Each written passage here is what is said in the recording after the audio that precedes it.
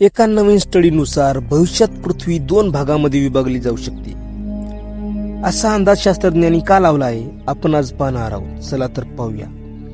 पृथ्वीपेक्षा एकापेक्षा जास्त tectonic plate पासून कवच बनलेले आहे. या टेक्टोनिक प्लेट्सच्या हालचालीमुळे पृथ्वीवर भूकंप होत असतात.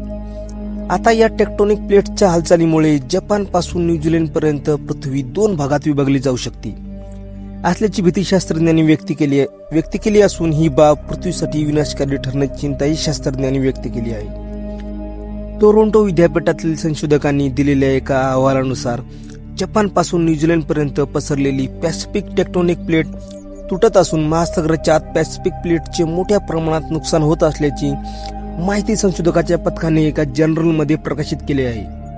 यात प्लेट्समध्ये खेचणाऱ्या प्रचंड शक्तीचे स्पष्टीकरण दिले आहे. समुद्राखालचे हे खेचणे शेकडो किलोमीटर लांब आणि हजारो मीटर खोल असल्याचे संशोधकांनी दिसून आले. पॅसिफिक प्लेट ही जगातील सर्वात मोठी टेक्टोनिक प्लेट असून अलीकडच्या संशोधनातून काही नवीन केंद्रही निश्चित करण्यात आली आहे. त्यात पॅसिफिक प्लेट खालच्या बाजूला खेचली जात आहे.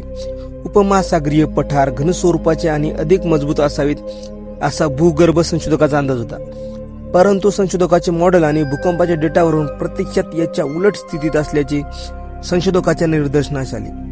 या प्लेट्स अतिशय कमकुवत असल्याची माहिती संशोधकाच्या अभ्यासातून समोर आली आहे. यासाठी संशोधकाच्या पथकाने पश्चिम पॅसिफिक महासागरातील 4 पठाराचा अभ्यास केला आहे. यामध्ये हवाई, जपान, न्यूझीलंड आणि ऑस्ट्रेलियाचा समावेश असलेला एक विशाल प्रदेश आहे. या भागातील अभ्यासाचा डेटा एका सुपर कॉम्प्युटरच्या माध्यमातून संकलित केला गेला आहे आणि त्यांची तुलना 1970 आणि 80च्या दशकातील डेटाची तुलना करून हा स्टडी करण्यात आल्याचे संशोधकांनी सांगितले आहे. अशा प्रकारे भविष्यात पृथ्वी 2 भागामध्ये विभाजित होऊ शकते असे शास्त्रज्ञांनी अंदाज वर्तवला आहे. अशाच नवनवीन माहितीसाठी चॅनलला सबस्क्राईब करा व व्हिडिओला लाईक करा.